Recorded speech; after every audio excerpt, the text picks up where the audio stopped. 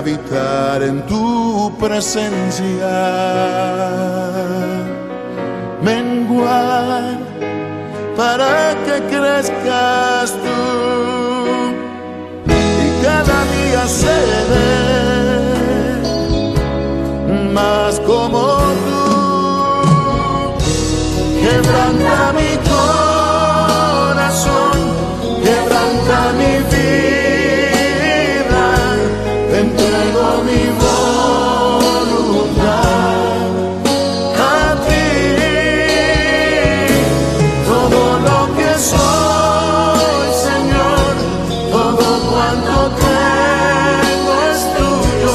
Yo quiero menguar para que crezcas tú.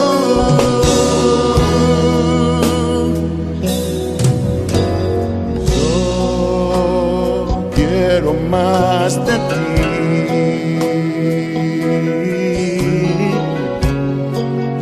y habitar en tu presencia,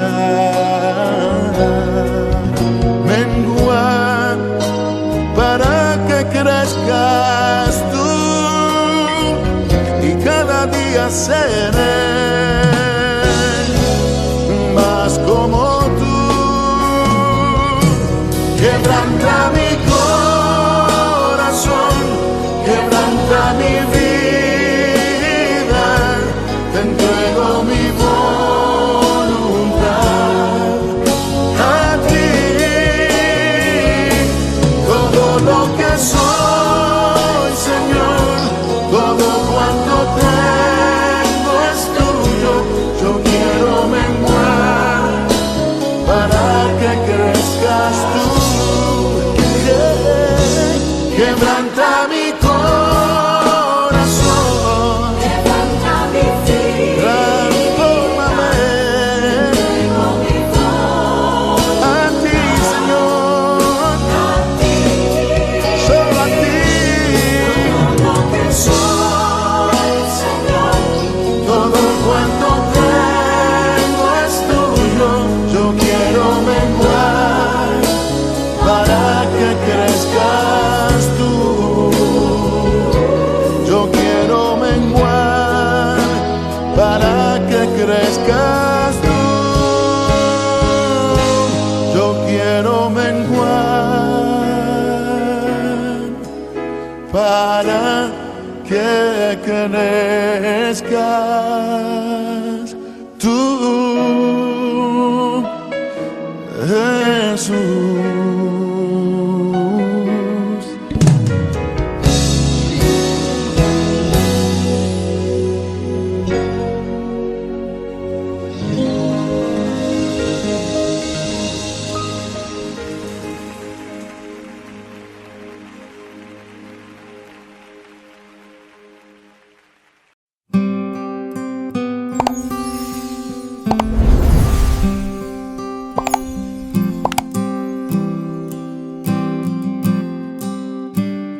Capítulo 20.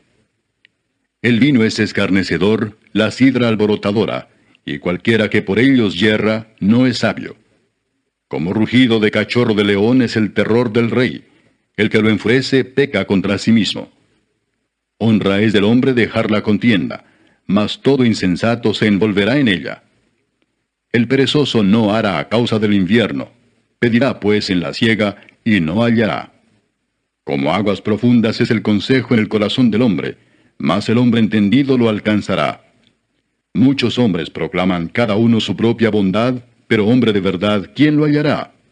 Camina en su integridad el justo, sus hijos son dichosos después de él. El rey que se siente en el trono de juicio, con su mirar disipa todo mal. ¿Quién podrá decir, yo he limpiado mi corazón, limpio estoy de mi pecado? Pesa falsa y medida falsa, ambas cosas son abominación a Jehová. Aun el muchacho es conocido por sus hechos, si su conducta fuere limpia y recta.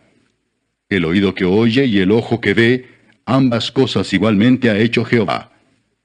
No ames el sueño para que no te empobrezcas. Abre tus ojos y te saciarás de pan. El que compra dice, malo es, mas cuando se aparta, se alaba. Hay oro y multitud de piedras preciosas, Mas los labios prudentes son joya preciosa. Quítale su ropa al que salió por fiador del extraño, y toma prenda del que sale fiador por los extraños. Sabroso es al hombre el pan de mentira, pero después su boca será llena de cascajo. Los pensamientos con el consejo se ordenan, y con la dirección sabia se hace la guerra. El que anda en chismes descubre el secreto. No te entremetas, pues, con el suelto de lengua. Al que maldice a su padre o a su madre se le apagará su lámpara en oscuridad tenebrosa. Los bienes que se adquieren deprisa al principio no serán al final bendecidos. No digas, yo me vengaré. Espera a Jehová, y él te salvará. Abominación son a Jehová las pesas falsas, y la balanza falsa no es buena. De Jehová son los pasos del hombre. ¿Cómo pues entenderá el hombre su camino? Lazo es al hombre hacer apresuradamente voto de consagración, y después de hacerlo, reflexionar. El rey sabio avienta a los impíos, y sobre ellos hace rodar la rueda. Lámpara de Jehová es el espíritu del hombre, la cual escudriña lo más profundo del corazón. Misericordia y verdad guardan al rey, y con clemencia se sustenta su trono. La gloria de los jóvenes es su fuerza, y la hermosura de los ancianos es su vejez. Los azotes que hieren son medicina para el malo, y el castigo purifica el corazón. El hombre que tiene amigos ha de mostrarse amigo, y amigo hay más unido que un hermano. Proverbios 18:24.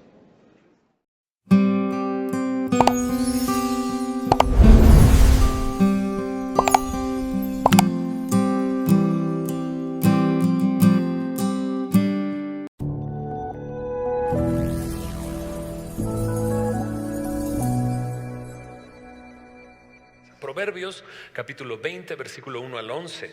El día de hoy solamente veremos estos 11 versículos. Quiero leerlos, orar y comenzar a meditar en esto que Dios quiere decirnos. Dice así Proverbios 20, verso 1. El vino es escarnecedor, la sidra alborotadora, y cualquiera que por ellos yerra no es sabio. Como rugido de cachorro de león es el terror del rey. El que lo enfurece peca contra sí mismo.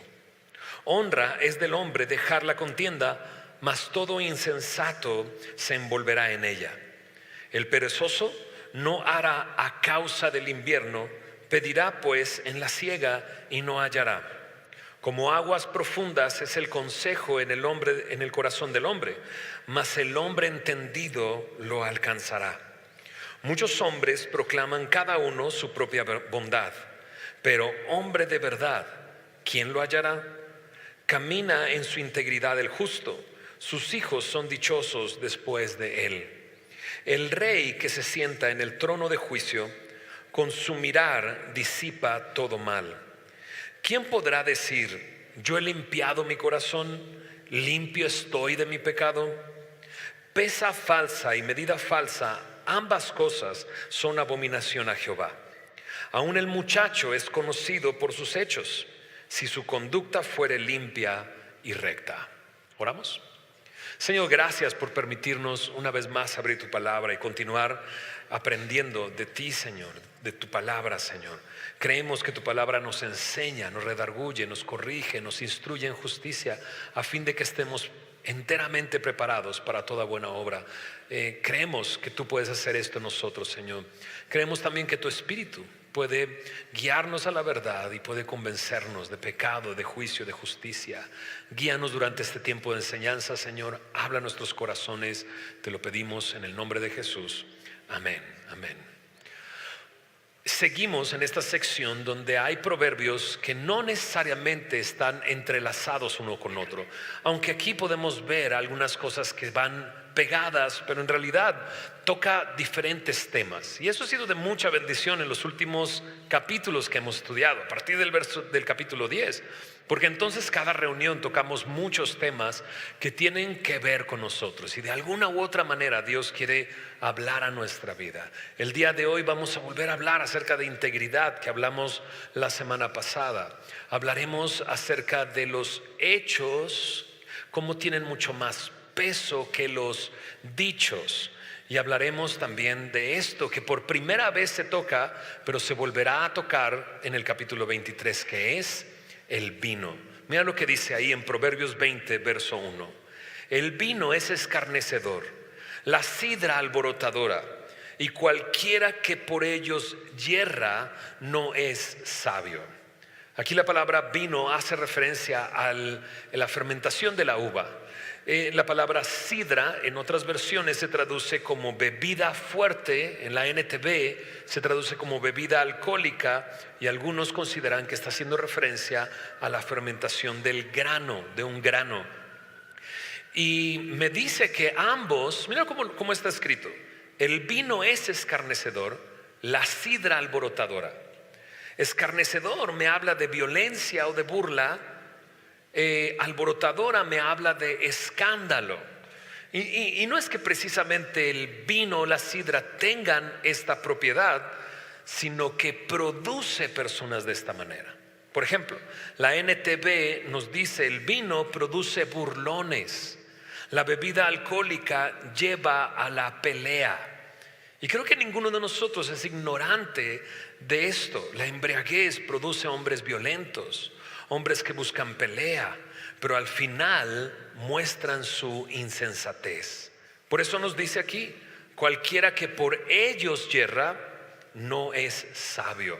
No hay sabiduría en que el alcohol tome el control de tu vida y termine llevándote a este tipo de problemas. Y sobre todo es una evidencia de insensatez, ¿no? Hace años atrás yo tomaba. De ahí Dios me rescató.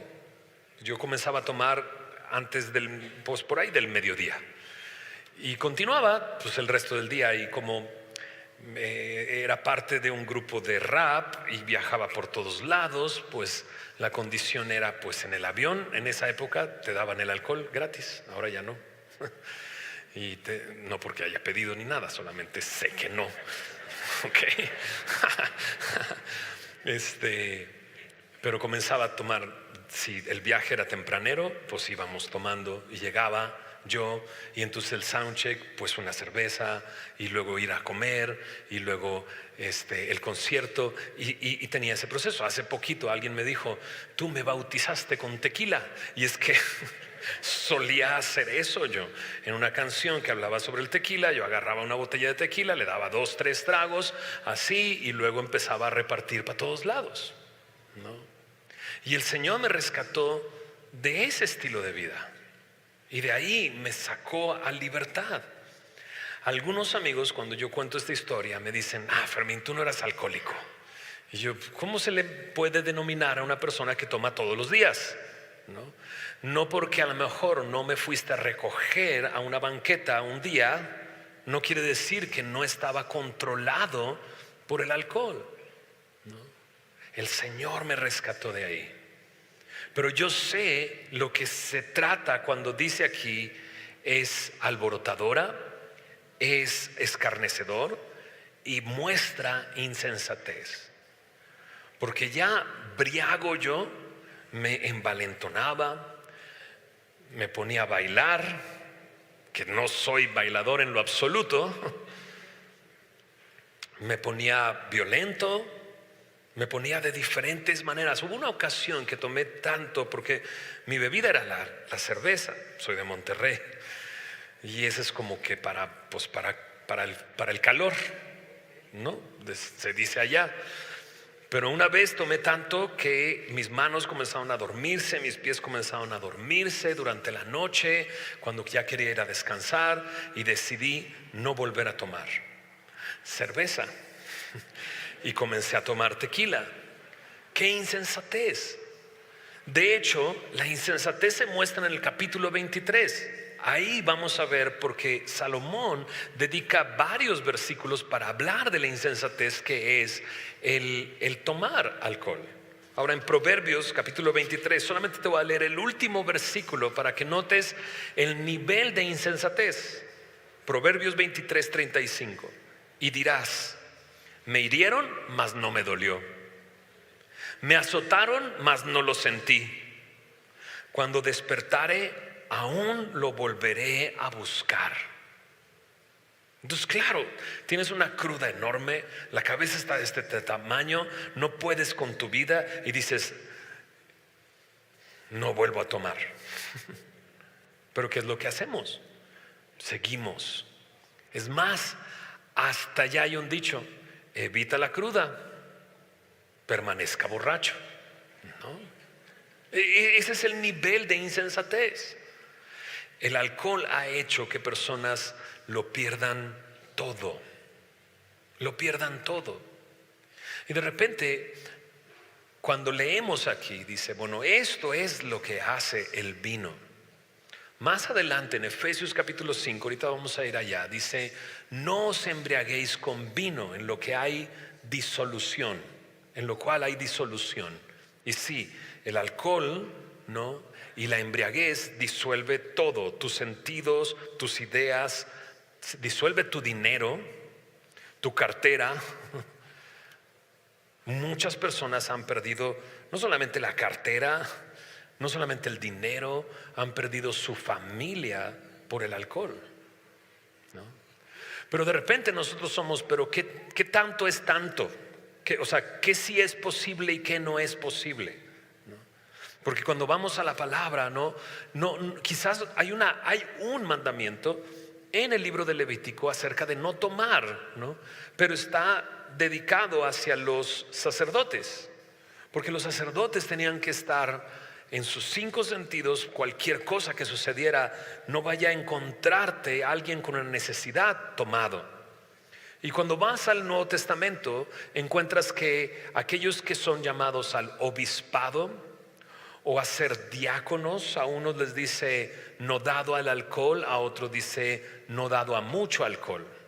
Y de repente la pregunta es, ¿qué tanto? O sea, ¿puedo o no puedo? ¿Qué tanto sería suficiente? El pastor César, que hace un año específicamente, hace un año la semana pasada, partió con el Señor. Él también, Dios lo rescató de eso y decía, yo ni siquiera me permito una, porque yo sé que una me va a llevar a otra y me va a llevar a otra y ya no lo voy a poder controlar.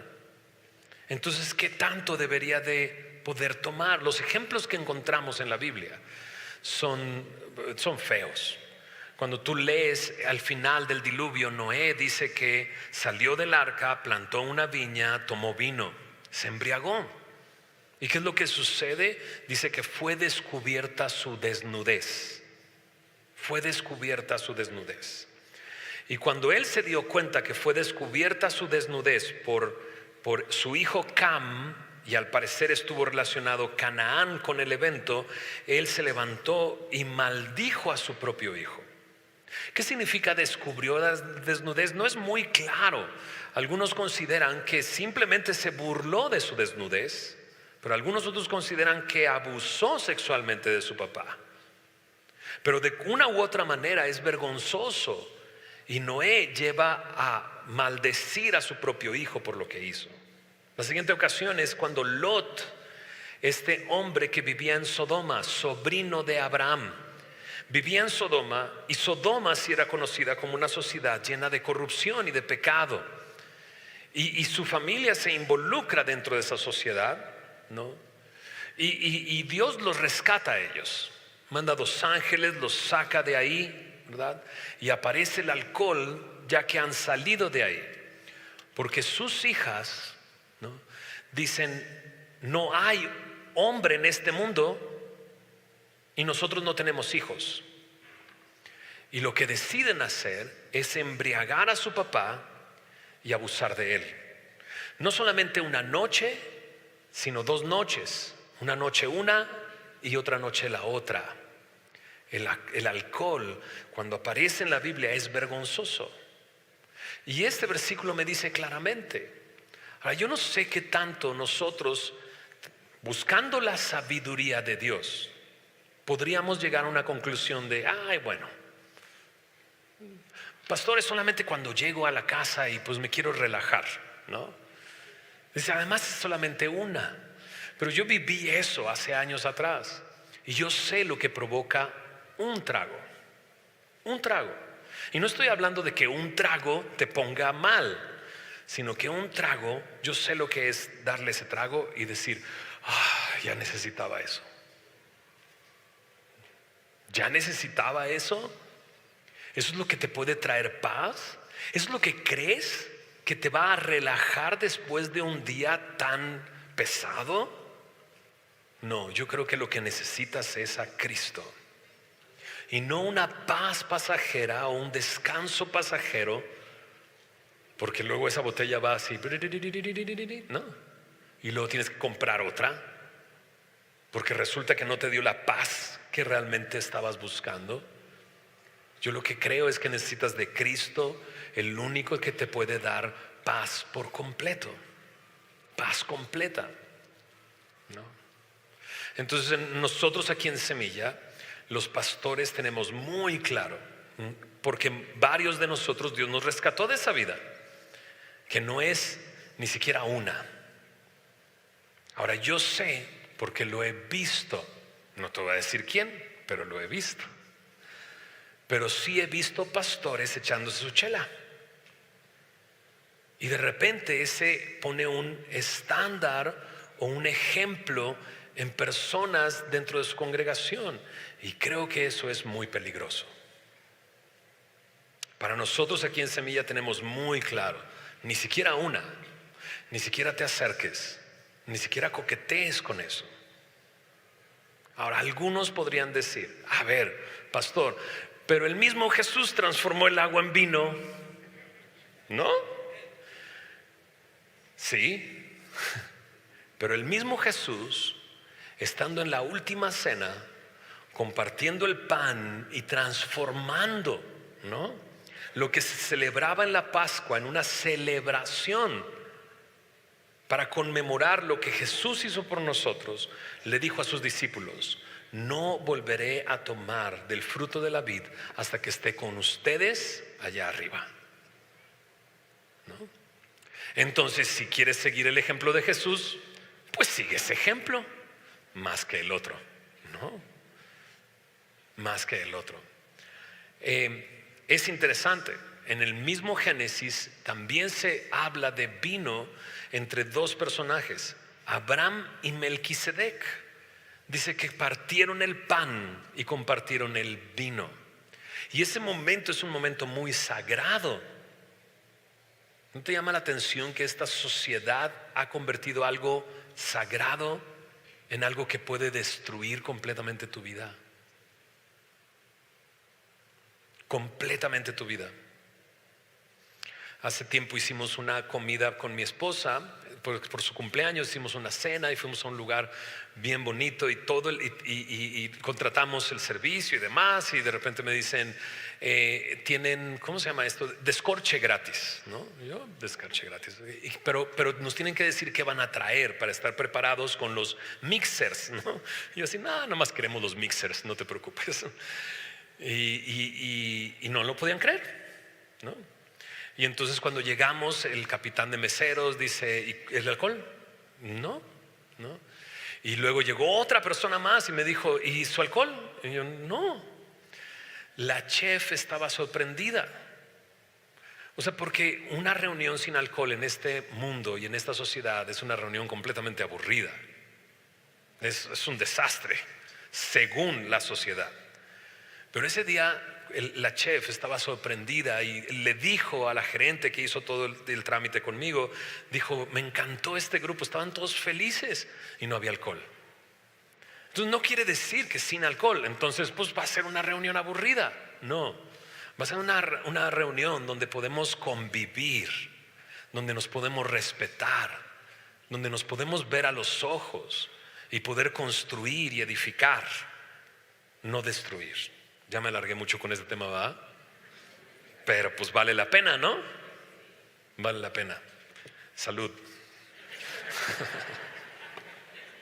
Efesios capítulo 5 verso 18 dice, no os embriaguéis con vino en lo cual hay disolución, antes bien sed llenos del Espíritu Santo. No te conformes con algo pasajero, con algo falso, que termina dándote una paz falsa, un amor falso, ¿no? que te termina dando una generosidad falsa. ¿Recuerdas ese briago que comienza a decir te amo, te he dicho que te amo tanto, ¿no? Y que dice yo pago, ¿no? Y todo. Cuando el Espíritu Santo puede transformar tu corazón y darte una verdadera paz, un verdadero amor y una verdadera generosidad, que no tiene que ver con tu soberbia y tu ego, sino tiene que ver con servir y amar a los demás, ¿no? Ok, vayamos al siguiente versículo. Versículo 2 de Proverbios capítulo 20. Como rugido de cachorro de león es el terror del rey. El que lo enfurece peca contra sí mismo. Bueno, antes de avanzar, no lo dije en la reunión pasada, pero Semilla de Mostaza se ha caracterizado por enseñar la palabra de Dios. Y generalmente no nos caracterizamos por decirte no hagas esto y no hagas esto y no hagas esto, sino confiamos en la gracia y la misericordia de Dios. Entonces yo lo único que estoy haciendo al hablar del alcohol es presentarte todos estos hechos. Decide tú y espero que decidas sabiamente. ¿Se entiende lo que estoy diciendo? Yo no coquetearía con algo que puede destruir mi vida y que puede destruir mi familia. ¿Okay? Versículo 2. Como rugido de cachorro de león es el terror del rey. El que lo enfurece peca contra sí mismo. La semana pasada también hablamos acerca del rey y de precisamente esto, ¿no? Como cachorro de león, rugido de cachorro de león. No está hablando de un pequeño león, sino de un león joven con un rugido que puede hacerte temer. Pero lo que me muestra este versículo, a diferencia del anterior, es que los sentimientos y las reacciones de alguien en eminencia o en autoridad, ¿no? Puede traer consecuencias terribles. Eso es lo que está diciendo, ¿verdad? Como rugido de cachorro de león es el terror del rey. El que lo enfurece, dice, peca contra sí mismo. No necesariamente está hablando de pecado como tal, sino está hablando de no, o sea, si lo enfureces y él no tiene sus sentimientos controlados y no tiene control sobre sus emociones, puede ser peligroso para ti. Y aquí solamente quisiera decir, Dios nos ha dado sentimientos y emociones y nos los dio para cuidarnos y protegernos. Y no son pecados sentir miedo o sentir enojo. Pero sí el miedo o el enojo me puede llevar a tomar decisiones que me lleven al pecado. Por eso es importante tener control sobre nuestras emociones. Que nuestras emociones no nos controlen a nosotros, sino que nosotros podamos controlar esas emociones. Dices que tú no conoces lo que sucede en mi familia. ¿Me podrías decir tú? Pero cuando te habla tu jefe y estás en una pelea, te supercontrolas, ¿no? O sea, estás acá en el pleito, no sé qué, es mi jefe. ¿Cómo está, jefe? ¿Todo bien? Sí. Increíble, ¿verdad? Oh, sí, no, todo bien. Te agarra un momento ocupado y tú, no, para nada, todo está bien. Entonces, ¿sí puedes controlarte ahí? ¿Se entiende, verdad? Necesitamos controlar nuestras emociones y no que nuestras emociones nos controlen, y sobre todo si tenemos una posición de autoridad que te puede llevar a tomar represalias contra alguien solamente porque no te agarró o porque te agarró en tus 5 minutos. Dices, no, son 5 minutos los que estás bien en todo el día, bro. No es que me agarró en mis 5 minutos, ¿no? Ahora, ojo, hemos estado hablando del alcohol y ahora estamos hablando de controlar nuestras emociones. Ambas cosas necesitamos del Señor. De hecho, el fruto del Espíritu es templanza. ¿Okay? Y por último, infundir miedo en otros no ayuda en nada, ni en tu relación con ellos, ni a su relación con Dios. Aunque creamos o pensemos que con respecto a nuestros hijos debemos de enojarnos para que vean que hicieron mal, creo que es una opción equivocada completamente. Porque entonces les enseñamos a temernos a nosotros. Y mientras nosotros estemos presentes, ¿verdad? Entonces todo está bien. Pero en el momento en que no estén delante de ti, porque tú les enseñaste solamente a temer a ti, cuando tú estés y si acaso te enteras. Pero creo que es mucho más sabio enseñarles a nuestros hijos el temor de Dios. Nuestro temor es un temor sucio, pero en Salmo 19 me dice que el temor del Señor es limpio, que permanece para siempre, porque nos aparta del pecado. Pero el temor del hombre nos impulsa al pecado cuando no me ven. ¿Se entiende? Bueno, versículo 3, mira lo que dice el verso 3. Honra es del hombre dejar la contienda, mas todo insensato se envolverá en ella. Ya la semana pasada vimos en el versículo 11 del capítulo 19 que es honra del hombre pasar por alto la ofensa. Ahora aparece la misma frase, pero diciéndonos, es honra del hombre dejar la contienda. Es algo honorable. Al contrario, el necio se envuelve en la contienda. Solo se necesita un necio para comenzar un problema y continuar con el problema. ¿Estás de acuerdo? Solamente un necio, un insensato. Pero una persona sabia pasa por alto la ofensa, deja la contienda. Pero en este mundo es al revés. Pareciera que es honorable sacar la casta y ser hombre y pelear, ¿no? Pero pues, ¿alguien es fan de Karate Kid? No estoy hablando de Cobra Kai, estoy hablando de Karate Kid. Dice, no, mejor no levanto la mano porque van a saber qué edad tengo, ¿va? Pero en la segunda película del Karate Kid se trata de honor. Y por honor pelean. Pero la Biblia me dice que por honor dejes la contienda. Es mucho más honorable dejar la contienda que continuar con ella. Y bueno, no hablemos más de las consecuencias de entrar en una contienda cuando tú no tienes la capacidad de detenerla después. Versículo 4, mira lo que dice ahí. El perezoso no ara a causa del invierno, pedirá pues en la siega y no hallará. Ahora hablemos del perezoso. La semana pasada también hablamos del perezoso, el holgazán, el que no quiere trabajar. Este versículo básicamente me está diciendo que excusas no le faltan al flojo. ¿Estás de acuerdo? Excusas no le faltan. De hecho, lo que dice es eso: el perezoso no ara a causa del invierno. Es que es invierno. Ya, ¿para qué voy a arar? Arar es el proceso anterior a sembrar la semilla y se tiene que hacer en un momento específico. Pero el perezoso dice, no, es invierno, ya para qué arar. Pero si no aras, no vas a tener tiempo de sembrar la semilla y por lo tanto cuando llegue la siega y la cosecha no tendrás. ¿Y qué es lo que tiene que hacer entonces el flojo? Pedir. ¿Y qué dice el versículo? No va a hallar. Entonces, excusas no le faltan al perezoso, al que no quiere trabajar. Y cualquier excusa, por mala que sea, funciona.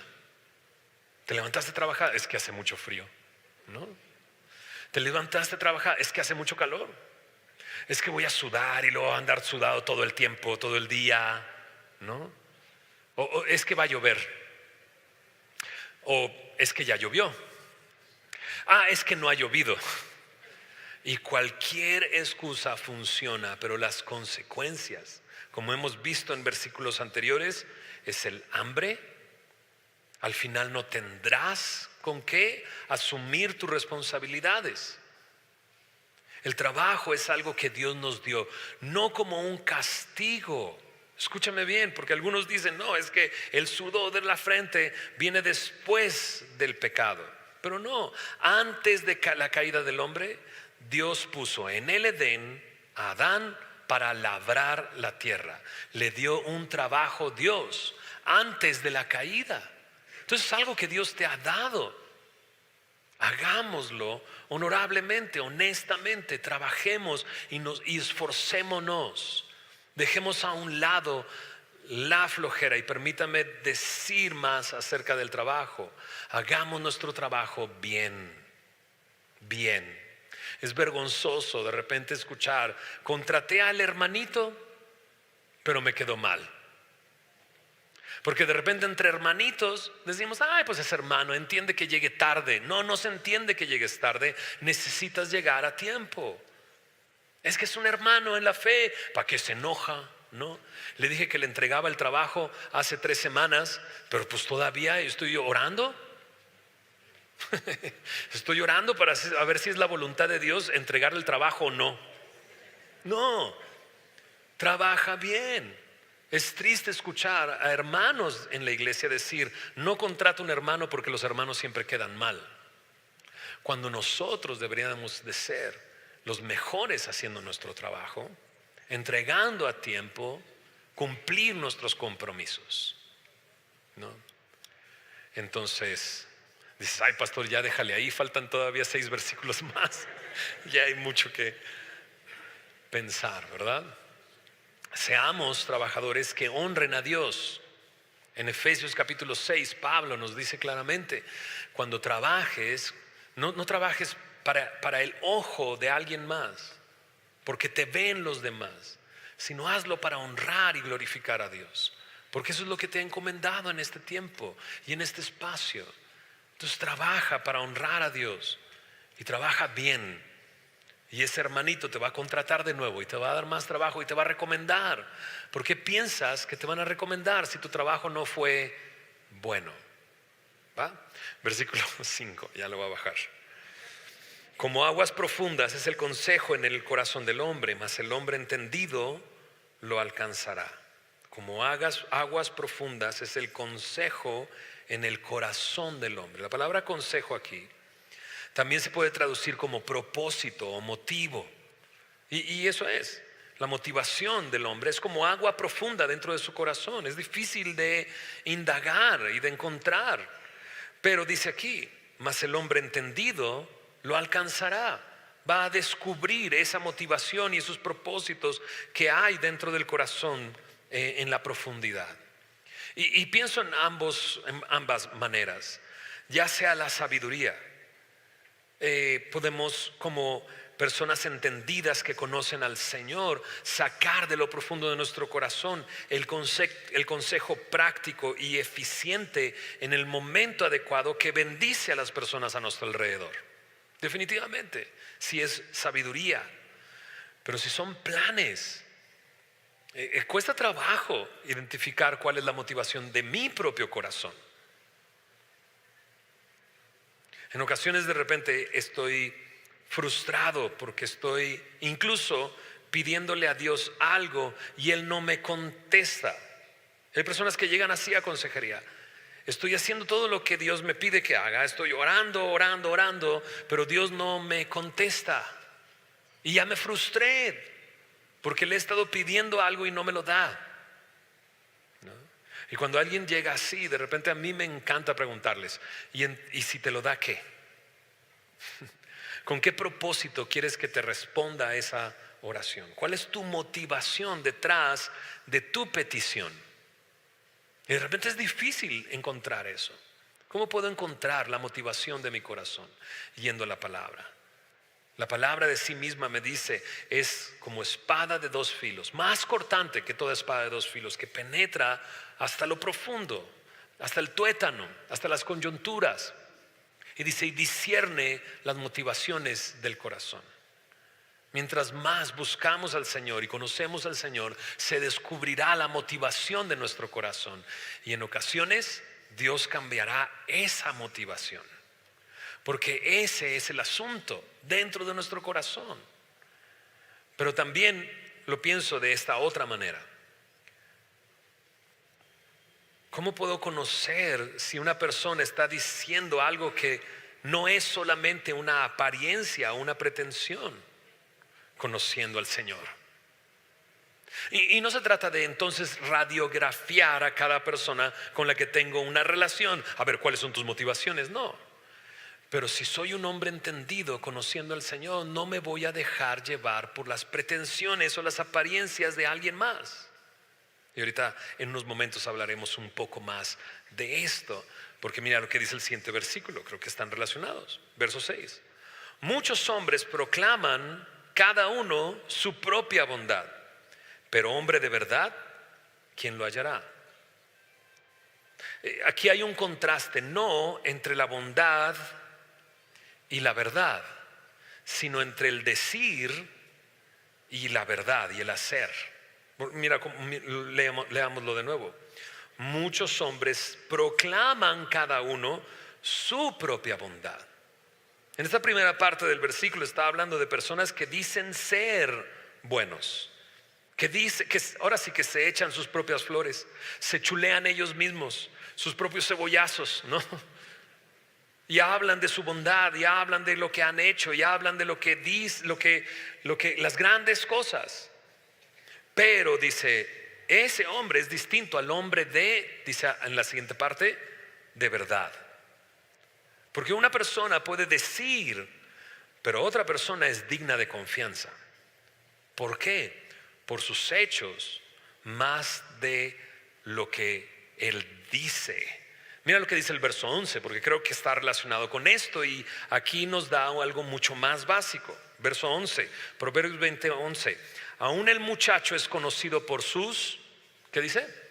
Hechos, si su conducta fuere limpia y recta. O sea, desde pequeñitos vemos a los niños y nos enteramos de cómo son a través de sus hechos, no de sus dichos. Un clásico, por favor. ¿Te acuerdas de este clásico?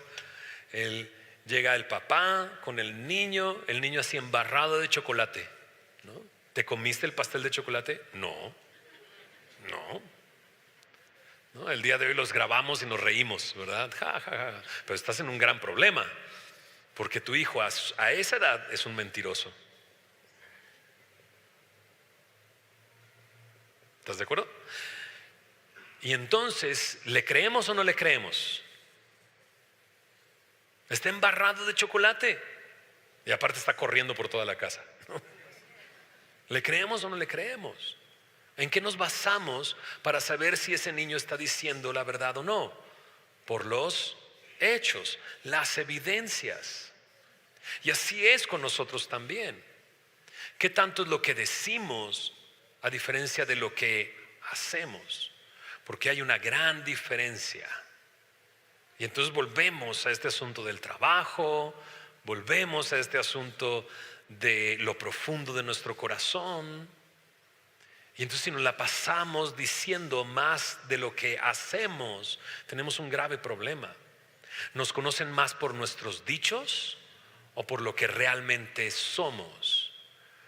Porque de repente te van a cachar con la mancha de chocolate en tu boca, porque eso un día va a brotar,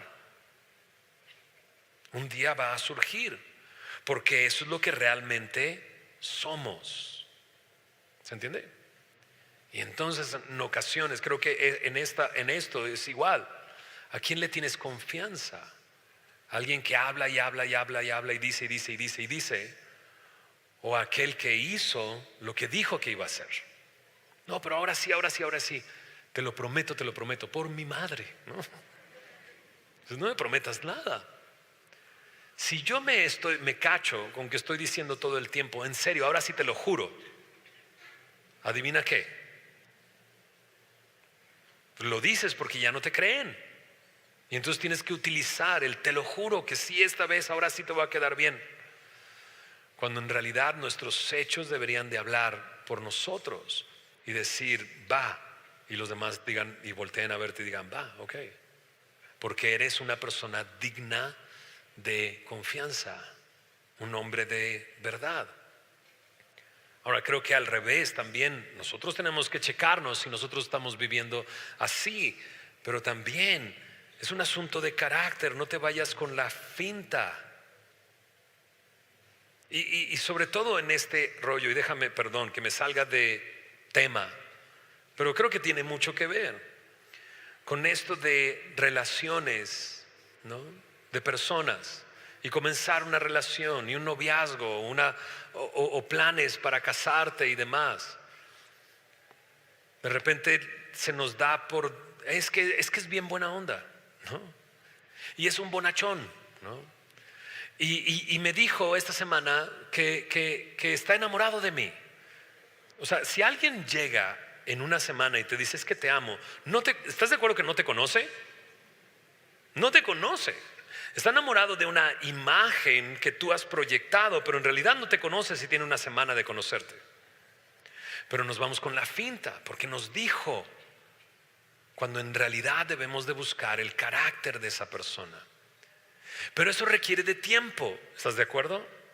Requiere de que conozca a esa persona mínimo. ¿Qué tiempo le ponemos?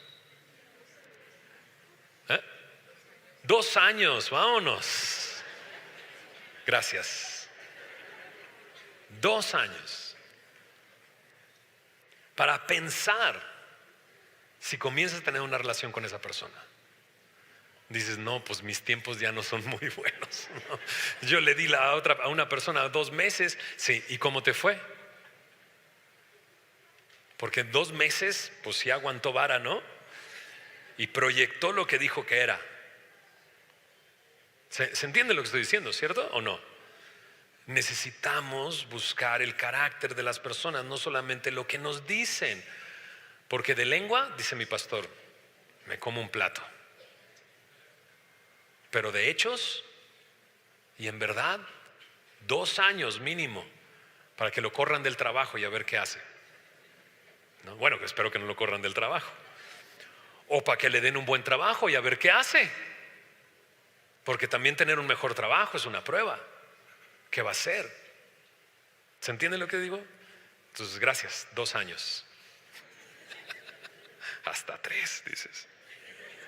Versículo 7. Camina en su integridad el justo, sus hijos son dichosos después de él. Me encanta esto alrededor de todo lo que hemos estado hablando, ¿verdad? Cuando alguien trabaja bien, cuando alguien puede controlar sus sentimientos. No, creo que me entiendes. Si el Señor está controlando tu vida y tienes templanza, ¿verdad? Alguien que no es insensato y se deja llevar por los excesos, por el alcohol. Una persona íntegra será de bendición para sus hijos. Sus hijos, dice, son dichosos después de él, porque el justo camina en su integridad. Versículo 8. El rey que se sienta en el trono de juicio, con su mirar disipa todo mal. Esto es muy interesante. En esta época el rey generalmente tenía no solamente la tarea de gobernar, sino también la tarea de juzgar. El mismo rey era juez también. Entonces gobernaba y traía justicia, le traían los asuntos y él decidía qué era justo. Y cuando una persona que gobierna lo hace correctamente, este versículo me dice, disipa todo mal. Disipa todo mal. David Gusick dice, cuando un pueblo sabe que el mal será castigado por un liderazgo piadoso y justo, esto hace que el mal se disperse. Lo vuelvo a repetir. Cuando un pueblo sabe que el mal será castigado por un liderazgo piadoso y justo, esto hace que el mal se disperse. Cuando no hay castigo para aquel que hace lo malo, la maldad aumenta. Porque entonces el malo sabe que no pasa nada, que puede salirse con la suya, que puede hacer lo que quiera porque no va a haber consecuencias. Pero cuando un gobernante juzga con justicia y castiga al malhechor, entonces los malvados lo piensan 2 veces, porque saben que obtendrán la consecuencia de sus hechos. Sé que no estoy hablando al aire, ¿cierto? Entonces, ¿qué debemos de hacer nosotros? De entrada, orar.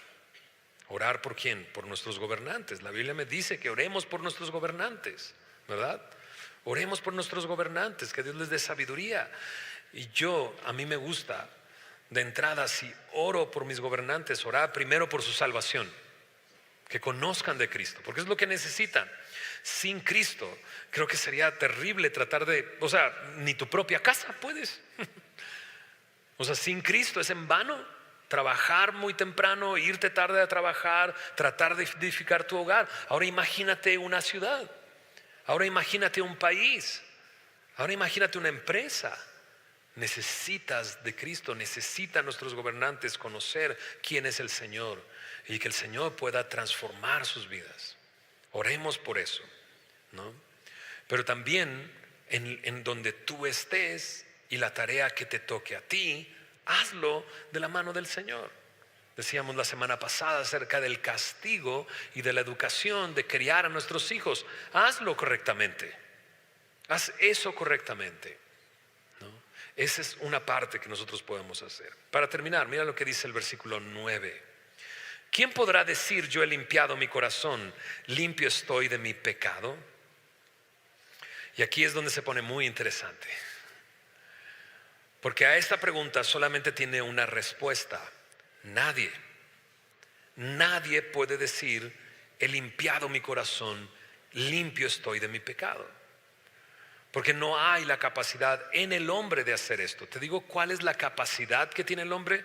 Segunda de Crónicas, capítulo 6, verso 36. Dice, si pecaren contra ti, dice, pues no hay hombre que no peque. No, me quedo con lo que está entre paréntesis, ¿cierto? No hay hombre que no peque. Eclesiastés capítulo 7 verso 20 dice, ciertamente no hay hombre justo en la tierra que haga el bien y nunca peque. Es más, si yo digo no hay pecado en mí, mira lo que sucede. Primera de Juan capítulo 1 versículo 8. Primera de Juan capítulo 1 versículo 8, 9 y 10. Dice ahí, si decimos que no tenemos pecado, nos engañamos a nosotros mismos y la verdad no está en nosotros. Si confesamos nuestros pecados, Él es fiel y justo para perdonar nuestros pecados y limpiarnos de toda maldad. Verso 10. Si decimos que no hemos pecado, le hacemos a Él mentiroso y su palabra no está en nosotros. La verdad no está en nosotros. Es que la realidad es esta: nosotros nacemos con una naturaleza que nos inclina al pecado. ¿Estás de acuerdo? Eso. Ajá. ¿A mí me quedó chocolate en la boca o no? Porque ese nene, esa nena, ese pequeño, ¿quién le enseñó a mentir para decir, nadie? Está dentro de su naturaleza. Somos pecadores. ¿Ok? Si nuestros hijos no nos matan porque no tienen fuerza para hacerlo, porque si no, acabarían con nosotros. Porque desde pequeños somos egoístas. Somos egoístas y buscamos solamente lo que es para nosotros. Entonces nuestra naturaleza es de pecado. Nadie puede decir he limpiado mi corazón, estoy limpio de pecado. Nadie. Pero creo que muchos de los que están aquí, cientos, eso espero, de los que están aquí pueden decir la sangre de Cristo me ha limpiado. Amén. El Señor es el que me ha limpiado. Él es el que ha transformado mi corazón. Me ha puesto un corazón nuevo. Mucho de lo que aprendimos el día de hoy, déjame decirlo así de claro, es imposible de hacer si el Señor no transforma tu corazón. O sea, escuchaste lo del vino y tú dices, bueno, ahora sí, mi amor, ya lo voy a controlar. ¿En serio? No vas a pedir ayuda si no llegas a un punto de decir no puedo. Si no llegas a un punto de decir yo solo me es imposible hacerlo. Es ahí cuando llegamos a esa condición, la condición de pobreza espiritual, donde vamos a extender la mano y decirle, Señor, ¿me salvas? Señor, ¿me rescatas? Y todo lo demás también. ¿Cómo puedo mantener mis sentimientos en control? Imposible en mí. A menos que seas un hipócrita, ¿verdad? Sí, jefe, todo bien, increíble. Pero en realidad solamente Cristo puede ayudarte a controlar tus sentimientos. ¿Cómo voy a ser honesto y voy a ser conocido más por lo que hago que por lo que digo? Solo si Cristo está en mi vida y transforma mi corazón por completo. El pecado me lleva a la muerte y me ha arrastrado durante la vida con culpa, vergüenza, miedo, temor de que un día se enteren de lo que he hecho. Solamente Cristo puede limpiarte de pecado Para eso Jesús vino. Vino a vivir una vida que nosotros deberíamos de haber vivido y morir una muerte que nosotros merecemos. Él vivió la vida justamente, no hubo engaño en su boca, y fue a la cruz sin pecado para recibir nuestros pecados. Y dijo: consumado es, porque Él sabía lo que estaba haciendo, pagar nuestros pecados. Y al tercer día resucitó. Por eso Él es el único que puede darte una nueva vida. Si mi naturaleza está corrompida y me lleva al pecado, lo que necesito es una nueva naturaleza. Tratar de corregir el comportamiento, nunca voy a lograrlo.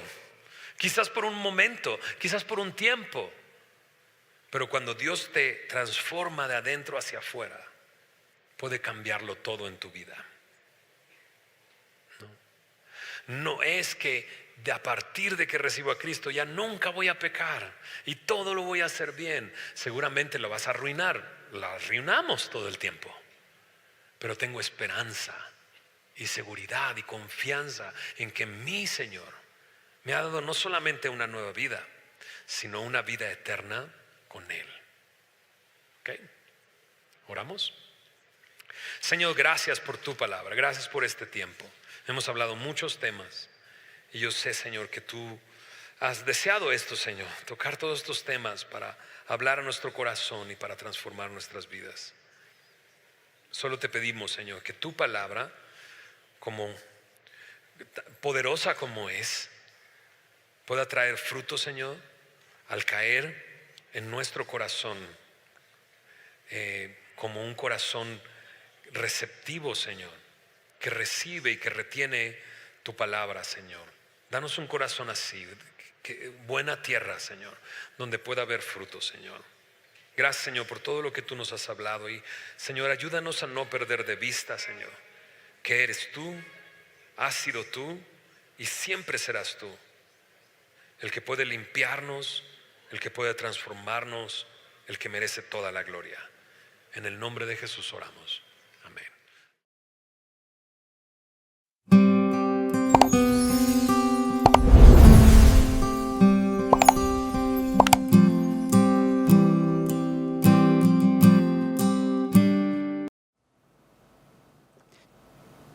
El libro de Jueces.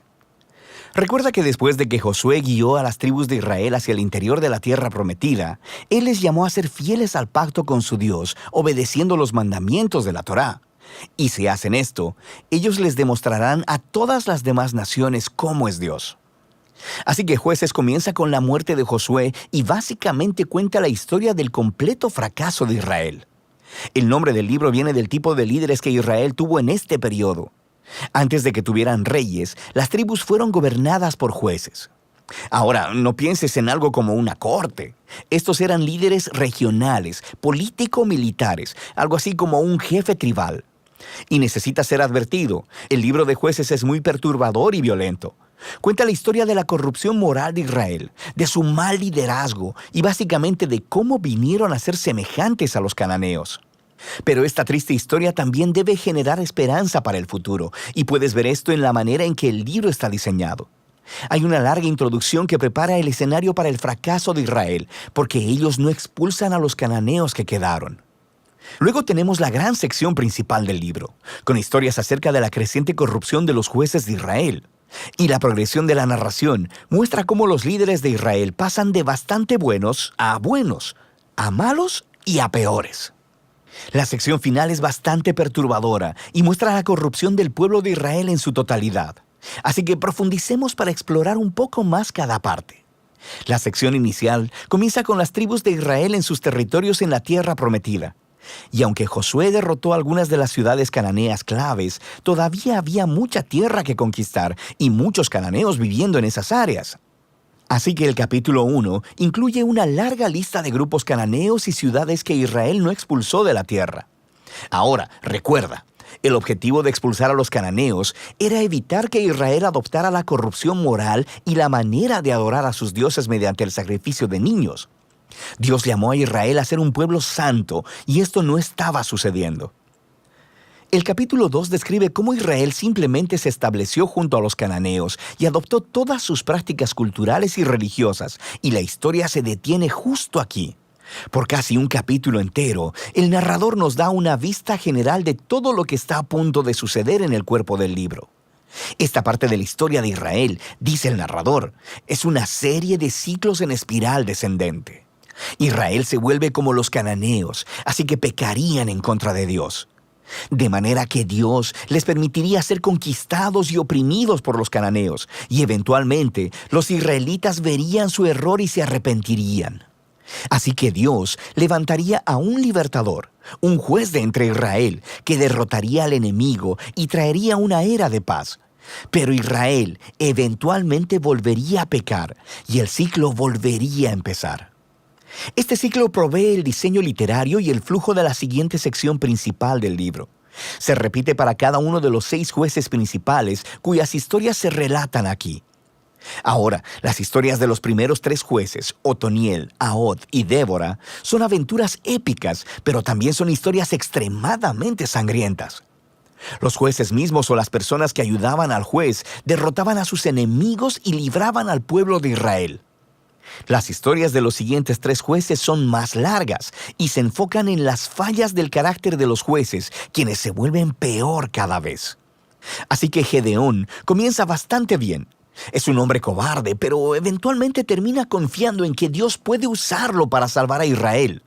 Así que él derrota a un enorme ejército de madianitas con solo 300 hombres, llevando antorchas y cántaros de barro. Pero Gedeón tiene un carácter bastante malo y asesina a un grupo de israelitas porque no lo ayudaron en su batalla, y de ahí todo va de mal en peor. Él hace un ídolo con el oro que ganó en sus batallas, y después que él muere, todo Israel adora al ídolo como a un dios, y el ciclo comienza otra vez. El siguiente juez principal es Jefté, quien es algo así como un matón de la mafia que vive en las montañas. Y cuando las cosas se ponen muy mal para Israel, los ancianos vienen a él y le ruegan por su ayuda. Y Jefté era un líder muy efectivo. Ganó muchas batallas contra los amonitas, pero estaba tan poco familiarizado con el Dios de Israel que lo trata como a un dios cananeo. Jura sacrificar a su hija si gana la batalla. Esta trágica historia nos muestra qué tan bajo ha caído Israel. Ya no conocen el carácter de su propio Dios, lo que los lleva al asesinato y a la falsa adoración. El último juez, Sansón, es por mucho el peor. Su vida empezó con mucha promesa, pero a él no le importa el Dios de Israel. Era promiscuo, violento y arrogante. Ganó brutalmente batallas estratégicas contra los filisteos, pero a costa de su propia integridad, y su vida termina con un violento asesinato en masa. Ahora, una nota rápida. Notarás un tema repetido en la sección principal del libro. En momentos claves, el Espíritu de Dios empoderará a cada uno de estos jueces para lograr grandes actos de liberación. Ahora, el hecho de que Dios use a estas personas realmente arruinadas no significa que valide todas o aún algunas de sus decisiones. El primero y principal compromiso de Dios es salvar a su pueblo. Pero todo lo que tiene para trabajar son estos líderes corruptos, así que Él obra a través de ellos. Esta sección entera está diseñada para mostrarnos lo mal que se han puesto las cosas. Ya no puedes diferenciar entre los israelitas y los cananeos, y estos solo son los líderes. La sección final muestra a Israel como un todo, tocando fondo. Hay 2 historias trágicas aquí, y no son para gente con corazón muy débil. Están estructuradas por una frase clave que se repite 4 veces al cierre del libro. En esos días no había rey en Israel, y cada uno hacía lo que bien le parecía.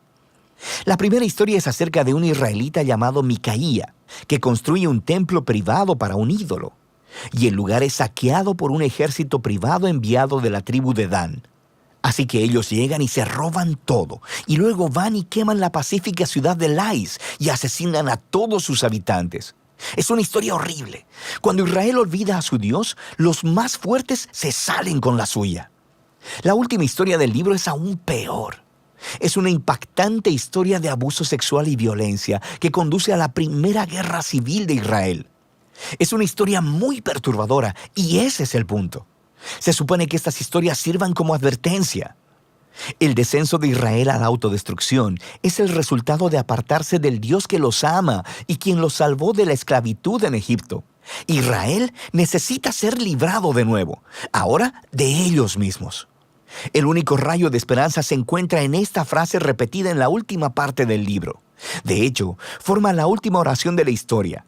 No había rey en Israel. De manera que el escenario está listo para que los siguientes libros cuenten los orígenes de la familia del rey David, el libro de Ruth y también los orígenes del reinado mismo en Israel, el libro de Primera de Samuel. Pero la historia de los jueces tiene valor como tragedia. Es una explicación que nos trae sobriedad, nos demuestra la condición humana y al final apunta hacia la necesidad de la gracia de Dios enviando un rey que rescate a su pueblo. Y de esto trata el libro de Jueces.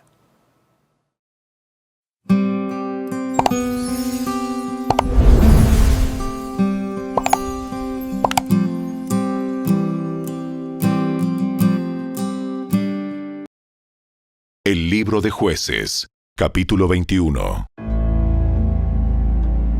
Los israelitas habían jurado en Mizpa: Nunca daremos nuestras hijas en matrimonio a ningún hombre de la tribu de Benjamín. Entonces el pueblo de Israel fue a Betel y permaneció en presencia de Dios hasta la noche, llorando amargamente en voz alta. ¡Oh Señor, Dios de Israel! ¿Por qué ha sucedido esto en Israel? Ahora Israel ha perdido una de sus tribus. Temprano a la mañana siguiente, el pueblo construyó un altar y allí presentó sus ofrendas quemadas y ofrendas de paz. Entonces se preguntaron: ¿Quién de entre las tribus de Israel no estuvo con nosotros en Mizpa? Cuando nos reunimos en asamblea en presencia del Señor. En esa ocasión, habían hecho un juramento solemne ante el Señor de que matarían a todo el que se negara a presentarse. Los israelitas sintieron lástima por su hermano Benjamín y dijeron: Hoy ha sido cortada una de las tribus de Israel. ¿Cómo podemos encontrar esposas para los pocos hombres que quedan? Ya que hemos jurado por el Señor que no les daríamos nuestras hijas en matrimonio. Así que preguntaron: ¿Quién de entre las tribus de Israel no estuvo con nosotros en Mizpa cuando nos reunimos en asamblea en presencia del Señor? Y descubrieron que ninguno de Jabes de Galaad había asistido a la asamblea, pues luego de contar a todos los presentes, no había nadie de Jabes de Galaad. Entonces la asamblea envió a 12,000 de sus mejores guerreros a Jabes de Galaad, con órdenes de matar a todos los habitantes, entre ellos mujeres y niños. Lo que harán Es destruir por completo a todos los varones y a las mujeres que no sean vírgenes. Entre los habitantes de Jabes de Galaad, encontraron a 400 muchachas vírgenes que nunca se habían acostado con un hombre, y las llevaron al campamento en Silo, que está en la tierra de Canaán. Así que la asamblea de Israel envió una delegación de paz a los hombres que habían quedado de Benjamín y que estaban viviendo en la roca de Rimón. Entonces los hombres de Benjamín volvieron a sus hogares y recibieron como esposas a las 400 mujeres de Jabes de Galaad, a quienes se les había perdonado la vida. Pero no hubo suficientes mujeres para todos los hombres. El pueblo sintió lástima por Benjamín, porque el Señor había dejado un vacío en las tribus de Israel. A raíz de eso, los ancianos de la asamblea preguntaron: ¿Cómo podemos conseguir esposas para los pocos que quedan, ya que las mujeres de la tribu de Benjamín están muertas? Los sobrevivientes deben tener herederos, para que no quede exterminada toda una tribu de Israel. Pero no podemos darles a nuestras hijas en matrimonio, porque hemos jurado solemnemente que quien lo haga caerá bajo la maldición de Dios. Entonces se acordaron del festival anual del Señor, que se celebra en Silo, al sur de Lebona y al norte de Betel, por el lado oriente del camino que va de Betel a Siquem. Así que les dijeron a los hombres de Benjamín que aún necesitaban esposa: Vayan y escóndanse en los viñedos. Cuando vean que las jóvenes de Silo salen a danzar, salgan corriendo de los viñedos. Y entonces cada uno de ustedes llévese a una de ellas a la tierra de Benjamín para que sea su esposa. Cuando los padres y los hermanos de las muchachas vengan a reclamarnos, nosotros les diremos: sean comprensivos, por favor. Dejen que se queden con sus hijas porque no encontramos esposas para todos ellos cuando destruimos Jabes de Galaad. Y ustedes no son culpables de romper el voto, ya que en realidad no les entregaron a sus hijas en matrimonio. Así que los hombres de Benjamín hicieron lo que se les dijo. Cada hombre tomó una de las mujeres mientras danzaban en la celebración y se la llevó para que fuera su esposa. Regresaron a su propia tierra, reedificaron sus ciudades y vivieron en ellas. Luego el pueblo de Israel se retiró por tribus y familias, y cada uno volvió a su propia casa. En esos días, Israel no tenía rey. Cada uno hacía lo que le parecía correcto, según su propio criterio. Si te gustó este video, dale me gusta, suscríbete a nuestro canal y asegúrate de activar la campanita de notificaciones para que siempre estés al día con nuestros nuevos recursos. Recuerda seguirnos también en nuestras redes sociales. Descarga ahora mismo la app y escucha la audio Biblia dramatizada en tu celular. Busca lectura pública de la Biblia en la tienda de tu dispositivo o vea la descripción de este video donde también encontrarás los links de descarga. Para ver el siguiente video, toca el recuadro que aparece en tu pantalla. ¡Hasta pronto!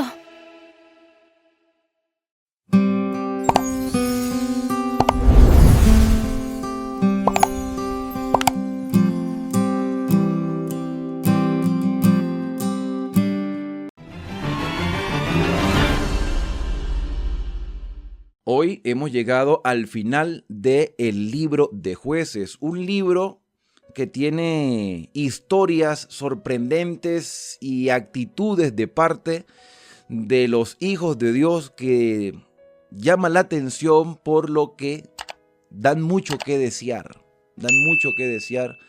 Se espera que la sociedad de hoy haya aprendido de esta experiencia del pueblo de Israel, donde cada quien hacía lo que bien le parecía. Las personas descuidaron su vida espiritual, pudiendo haber dependido de Dios. Hoy, al finalizar este libro de los Jueces, vale la pena resaltar que, con la ayuda de Dios, vamos a iniciar un nuevo curso de estudio donde analizaremos la vida del Señor Jesús en orden cronológico. Si deseas participar del curso La vida de Jesús en orden cronológico, te invito a suscribirte a este canal de esperanza, a activar las notificaciones y a escribirme al número de contacto o al correo electrónico que aparece en la descripción de este video. También en este mes de septiembre, como estamos iniciando mes, voy a estar obsequiando el libro Los desafíos del remanente. En este mes de septiembre voy a estar regalando en formato PDF este maravilloso ejemplar. Yo ya lo leí y me pareció excelente, por eso lo quiero compartir con ustedes gratuitamente. El capítulo 21 del libro de Jueces muestra el resultado de lo que fue la batalla contra los benjaminitas. Y varias lecciones podemos extraer de este capítulo que nos sorprende por la actitud del pueblo de Israel. Cabe destacar que el capítulo y el libro de Jueces termina con la siguiente expresión: cada uno hacía lo que bien le parecía y no había rey en Israel. Cada uno hacía lo que bien le parecía. Estaba Israel desorientado. A pesar de ser el pueblo de Dios, estaban desorientados. A pesar de tener el santuario y los libros de Moisés, la Torá, el Pentateuco, no tenían un conocimiento práctico de Dios.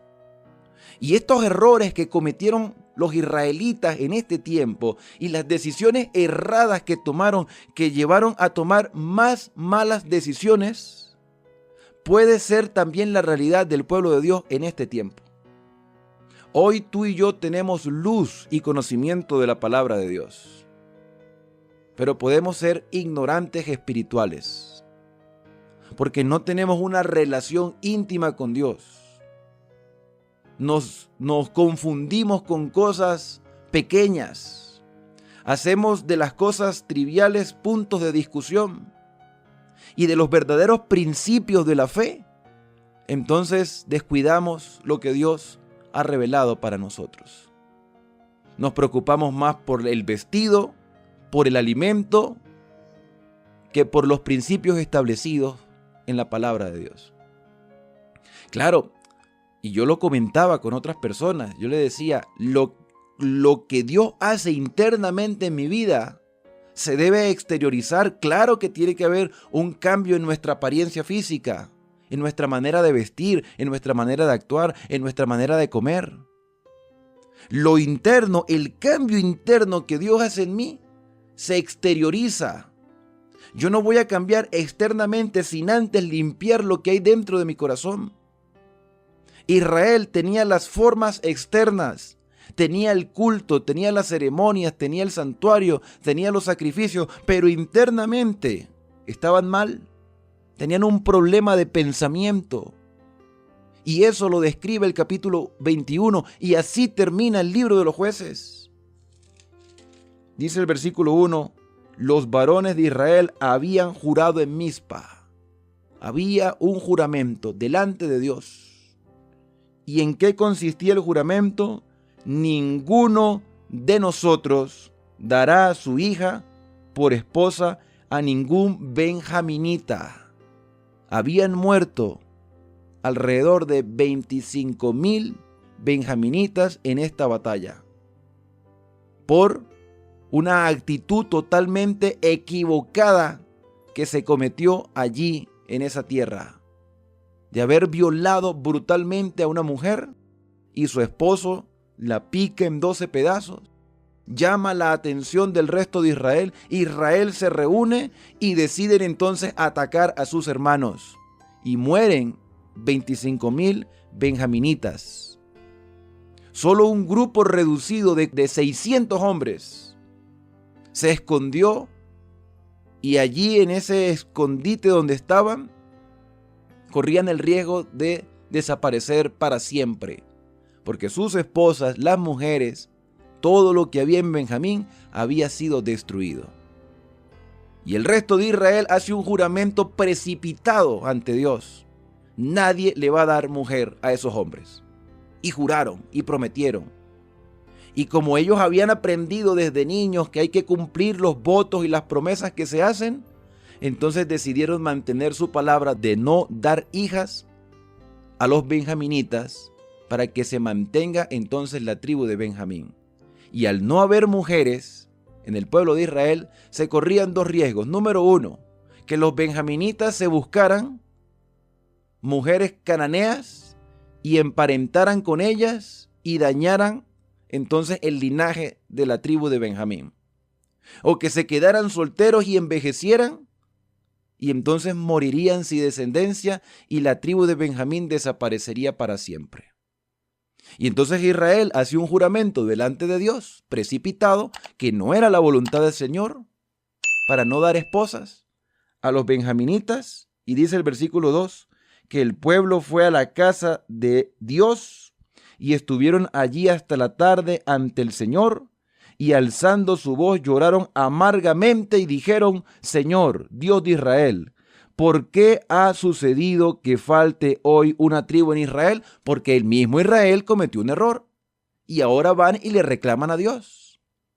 Cuando tú haces una promesa, cuando haces un voto a Dios, no puedes hacerlo precipitadamente por la emoción o por la molestia del momento. A veces ofendemos a Dios con nuestras oraciones, con nuestros votos y con nuestras promesas. No podemos prometerle a Dios, por ejemplo: Señor, si me sanas voy a hacer un peregrinaje todos los años de tal lugar a tal lugar. ¿En qué le beneficia eso a Dios? ¿Y en qué me beneficia a mí hacer un peregrinaje? En nada. Por lo tanto, cuando hacemos un voto al Señor, tiene que ser de acuerdo a su voluntad. E Israel hizo un voto que ni siquiera consultó al Señor. ¿Será bueno que hagamos esto, Señor? Versículo número 4. Al día siguiente, el pueblo se levantó de mañana edificaron un altar y ofrecieron holocaustos y pacíficos. Ya va. Levantan un altar. Aquí están. Cometen un error y cometen errores tras errores. Si había un santuario, si había en Silo un altar, ¿por qué tienen que levantar otro altar? Si hace años atrás querían matar incluso a los hermanos de ellos, de las tribus que estaban en el oriente, porque habían levantado un altar como monumento conmemorativo. Y ahora aquí levantan un altar, hacen holocausto, presentan sus ofrendas y dijeron, ¿quién de todas las tribus de Israel no subió a la reunión ante el Señor? Porque se habían hecho gran juramento contra los que no subiesen al Señor en Mizpa, diciendo que lo harían morir. ¿Quién no subió? A ver, en la reunión, ¿quién no estaba? Porque hicimos un juramento de aquel que no asistiera lo íbamos a matar. ¿Se dan cuenta? Decisiones precipitadas. No le permiten a los benjaminitas casarse con sus hijas y se recuerdan ahora, en medio de la tristeza, de que habían hecho otro juramento al Señor, de que aquel que no asistiese a la reunión de Mizpa moriría. ¿Qué está pasando por la mente de Israel? Tienen conocimiento de la verdad, pero no tienen la práctica o no han comprendido la voluntad de Dios, que yo creo que es precisamente eso lo que está pasando en este tiempo. Tenemos la Escritura, leemos la Biblia, nos congregamos todas las semanas, algunos en el día adecuado, en otro en el día que le enseñaron, y tenemos la oportunidad de leer con libertad la Escritura, pero pareciera que no la estamos entendiendo correctamente. Y esta gente hace una promesa al Señor: el que no venga a la reunión lo vamos a matar. Y lo interesante es que Dios guarda silencio. Dios guarda silencio para ver cómo su pueblo actúa, reacciona ante las circunstancias. Versículo número 6, y los israelitas se arrepintieron a causa de Benjamín su hermano y dijeron, una tribu de Israel es cortada hoy. Por las malas decisiones, ahora ellos están viendo las consecuencias, pero no son capaces de reconocer de que se equivocaron en la decisión, sino que mantienen el juramento que va en contra de la voluntad de Dios. ¿Qué haremos para conseguir esposas para los que han quedado? Nosotros hemos jurado por el Señor que no les hemos de dar nuestras hijas por esposa. Preguntaron, ¿hay alguno de las tribus de Israel que no haya subido ante el Señor a Mizpa? Y hallaron que ninguno de los de Jabes de Galaad había venido a la reunión. Había una sección de las tribus, ya sea de Rubén, de Gad o de la media tribu de Manasés, una sección que vivía en un sector llamado Jabes, en la tierra de Galaad, en el lado oriental, del otro lado del río Jordán. Bueno, no hubo representantes de esa sección de Israel. Hay quienes piensan que había cierta afinidad o parentesco con los de Benjamín, y ellos quisieron evitar problemas y mostrar su desagrado ante esa reunión, no asistiendo. Y como no asistieron, entonces dice el versículo número 9, porque el pueblo fue contado y no hubo allí ningún hombre de Jabes de Galaad. Entonces la congregación envió allá a los más valientes, a 12,000 hombres, con la orden de pasar por espada a los galaditas, inclusive mujeres y niños. ¿Por qué? ¿Por qué Israel toma esta actitud? Nos sorprende la actitud. ¿Por qué matar a sus hermanos inocentes por no asistir a una reunión? Por expresar quizás su desaprobación ante la acción que iban a tomar contra la tribu de Benjamín. Sí, Benjamín había hecho cosas atroces, pero aquí el resto de Israel está cometiendo errores. Hoy la iglesia puede estar también cometiendo errores. Y el problema es que no se reconoce el error, sino que le añadimos un error al otro error. Y entonces enviaron a matar mujeres y niños que no tenían nada que ver en el problema. Porque cuando Dios no reina en el corazón del ser humano, cuando tú y yo no conocemos la voluntad del Señor, todo se vuelve un desastre. Y Dios permitió que esta historia, junto con el resto de la historia del libro de los jueces, estuviese marcada y registrada el día de hoy, para que no cometamos los mismos errores. Versículo número 11. Pero haréis de esta manera, mataréis a todo varón y a toda mujer que haya conocido varón, y entre los habitantes de Jabes hallaron a 400 jóvenes vírgenes que no habían conocido varón, y las trajeron al campamento de Silo en Canaán. O sea, yo quiero imaginarme la escena tan catastrófica, tan horrorosa. Estas 400 niñas vírgenes jóvenes, raptadas, viendo cómo mataron a su familia, y ahora las llevan para obligarlas a casarse con los benjaminitas. Por querer hacer un bien, están haciendo mal. La congregación envió luego a ofrecer la paz con los benjaminitas que estaban en la peña de Rimón. Entonces los de Benjamín volvieron y les dieron por esposas a las mujeres de Jabes de Galaad que habían quedado vivas, pero no hubo para todos. ¿Usted te imagina ese mercado de mujeres? Yo quiero esta, no, yo quiero esta, dame esta. Y las pobres mujeres como un objeto allí. Dios había creado leyes de protección para la mujer. También había creado leyes para la unión matrimonial entre las tribus de Israel. Pero esto parece que era totalmente ignorado, olvidado. Sí, a veces las mujeres tenían que aceptar la voluntad de sus padres cuando le escogían esposo, pero aquí sus padres no le están escogiendo esposo. Las están llevando obligadas a casarse con los benjaminitas, pero como no había suficientes mujeres, porque habían 600 de Benjamín y solo 400 mujeres vírgenes, entonces quedaron 200 sin esposas. Ahí luchando, yo la quiero para mí, oye, no es justo que yo me quede sin esposa. Versículo número 15. Y el pueblo sintió compasión de Benjamín y de que el Señor hubiera hecho mella. El Señor, o sea, le están echando la culpa a Dios de lo que está pasando. No es lo mismo que decimos el día de hoy cuando vemos la maldad a nuestro alrededor.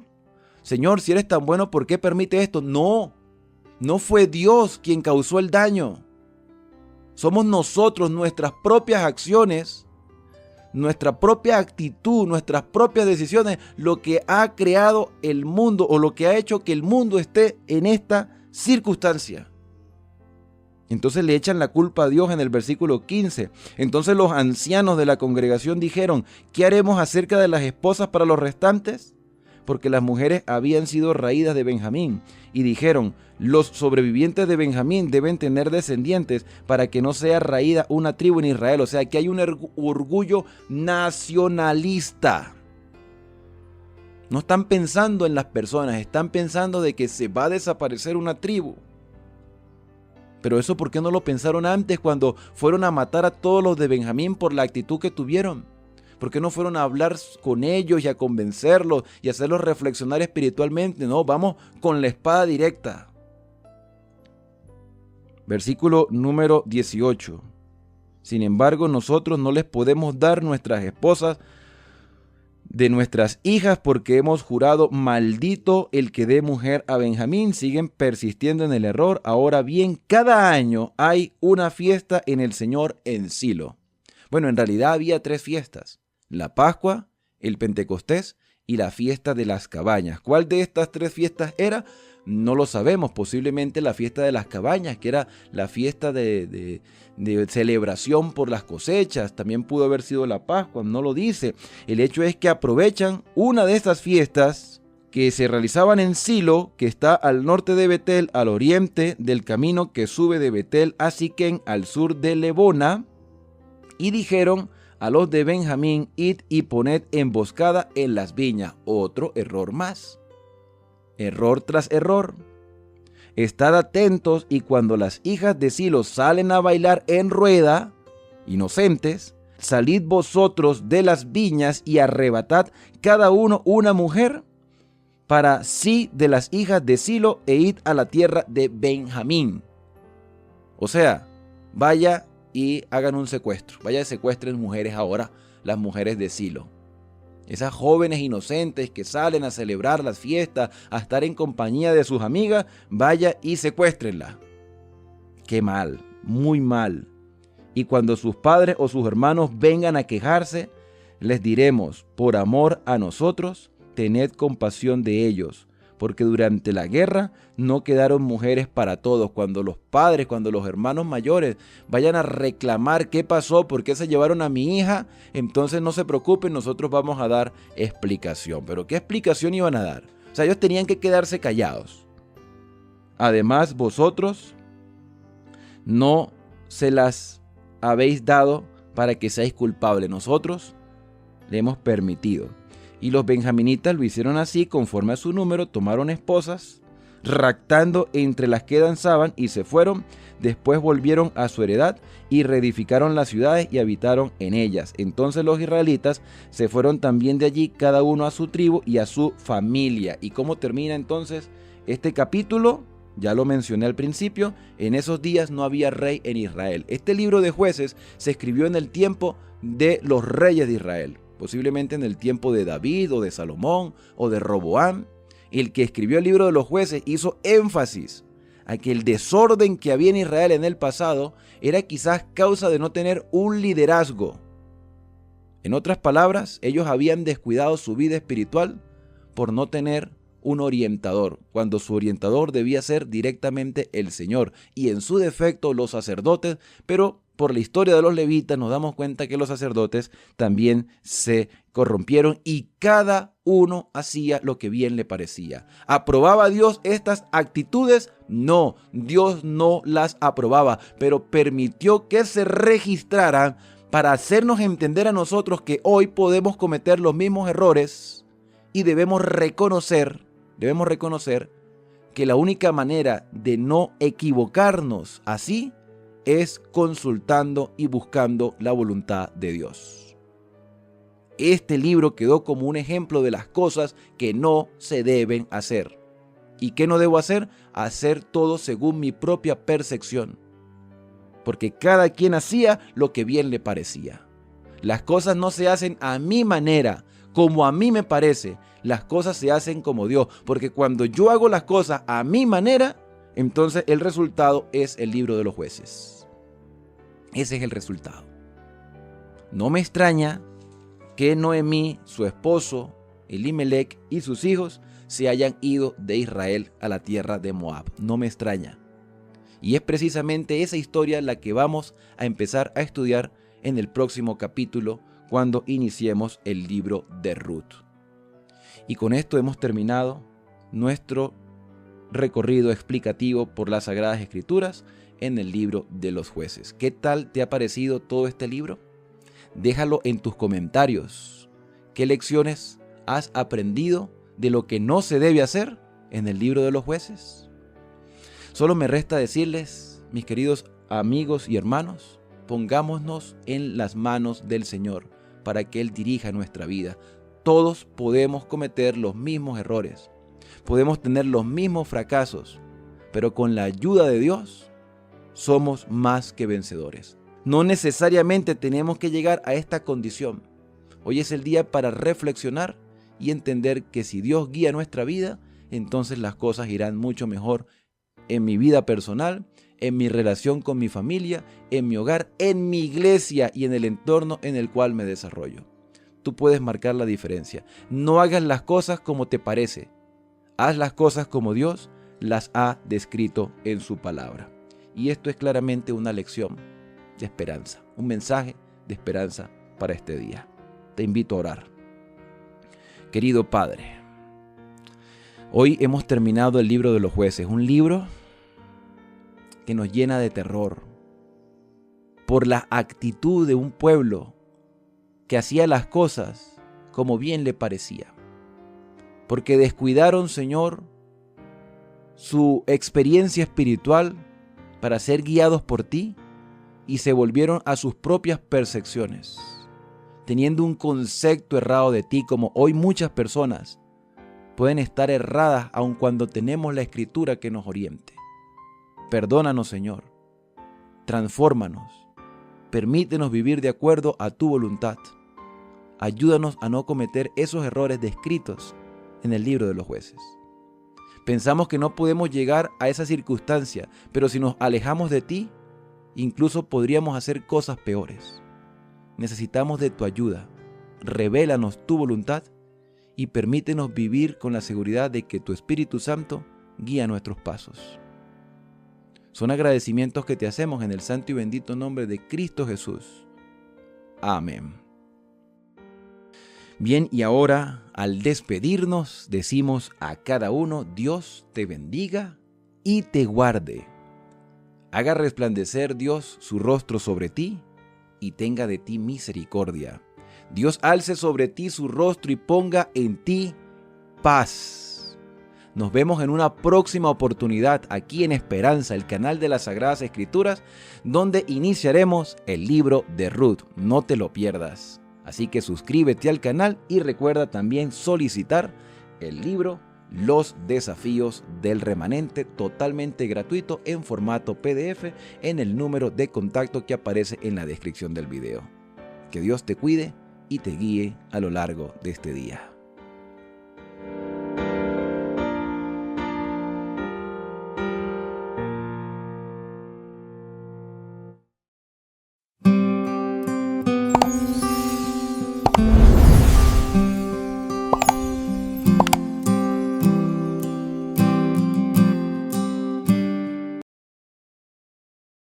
Capítulo 21. Los varones de Israel habían jurado en Mizpa diciendo: ninguno de nosotros dará su hija a los de Benjamín por mujer. Y vino el pueblo a la casa de Dios, y se estuvieron allí hasta la noche en presencia de Dios. Y alzando su voz hicieron gran llanto y dijeron: Oh Jehová Dios de Israel, ¿por qué ha sucedido esto en Israel, que falte hoy de Israel una tribu? Y al día siguiente el pueblo se levantó de mañana, y edificaron allí altar, y ofrecieron holocaustos y ofrendas de paz. Y dijeron los hijos de Israel: ¿quién de todas las tribus de Israel no subió a la reunión delante de Jehová? Porque se había hecho gran juramento contra el que no subiese a Jehová en Mizpa, diciendo: sufrirá la muerte.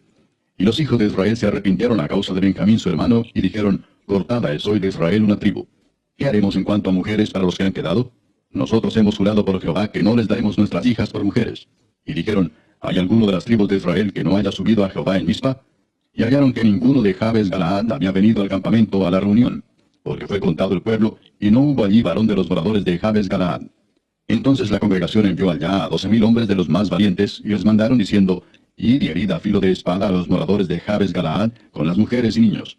Pero haréis de esta manera: mataréis a todo varón y a toda mujer que haya conocido ayuntamiento de varón. Y hallaron de los moradores de Jabes Galaad 400 doncellas que no habían conocido ayuntamiento de varón, y las trajeron al campamento en Silo, que está en la tierra de Canaán. Toda la congregación envió luego a hablar a los hijos de Benjamín que estaban en la peña de Rimón, y los llamaron en paz. Y volvieron entonces los de Benjamín, y les dieron por mujeres las que habían guardado vivas de las mujeres de Jabes Galaad, mas no les bastaron estas. El pueblo tuvo compasión de Benjamín, porque Jehová había abierto una brecha entre las tribus de Israel. Entonces los ancianos de la congregación dijeron: ¿qué haremos respecto de mujeres para los que han quedado? Porque fueron muertas las mujeres de Benjamín. Y dijeron: tenga Benjamín herencia en los que han escapado, y no sea exterminada una tribu de Israel. Pero nosotros no les podemos dar mujeres de nuestras hijas, porque los hijos de Israel han jurado diciendo: maldito el que diere mujer a los benjamitas. Ahora bien, dijeron: he aquí cada año hay fiesta solemne de Jehová en Silo, que está al norte de Betel, y al lado oriental del camino que sube de Betel a Siquem, y al sur de Lebona. Y mandaron a los hijos de Benjamín diciendo: id y poned emboscadas en las viñas, y estad atentos. Y cuando veáis salir a las hijas de Silo a bailar en corros, salid de las viñas, y arrebatad cada una mujer para sí de las hijas de Silo, e idos a tierra de Benjamín. Y si vinieren los padres de ellas o sus hermanos a demandárnoslas, nosotros les diremos: hacednos la merced de concedérnoslas, pues que nosotros en la guerra no tomamos mujeres para todos. Además, no sois vosotros los que se las disteis, para que ahora seáis culpados. Y los hijos de Benjamín lo hicieron así, y tomaron mujeres conforme a su número, robándolas de entre las que danzaban, y se fueron y volvieron a su heredad, y reedificaron las ciudades, y habitaron en ellas. Entonces los hijos de Israel se fueron también de allí, cada uno a su tribu y a su familia, saliendo de allí cada uno a su heredad. En estos días no había rey en Israel. Cada uno hacía lo que bien le parecía.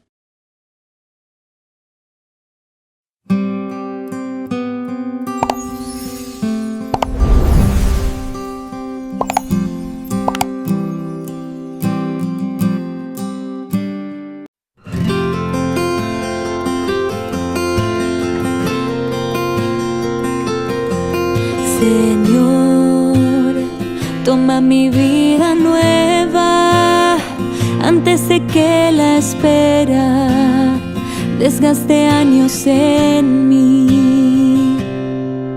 Estoy dispuesto a lo que quieras, no importa lo que sea, tú llámame a servir. Llévame donde los hombres necesiten tus palabras, necesiten mis ganas de vivir. Donde falte la esperanza, donde falte la alegría, simplemente por no saber de ti. Te doy mi corazón sincero para gritar sin miedo tu grandeza, Señor. Tendré mis manos sin cansancio, tu historia entre mis labios y fuerza en la oración. Llévame donde los hombres necesiten tus palabras, necesiten mis ganas de vivir. Donde falte la esperanza, donde falte la alegría, simplemente por no saber de ti. Y así en marcha iré cantando, por calles predicando lo bello que es tu amor. Señor, tengo alma misionera, condúceme a la tierra que tenga sed de Dios. Llévame donde los hombres necesiten tus palabras, necesiten mis ganas de vivir.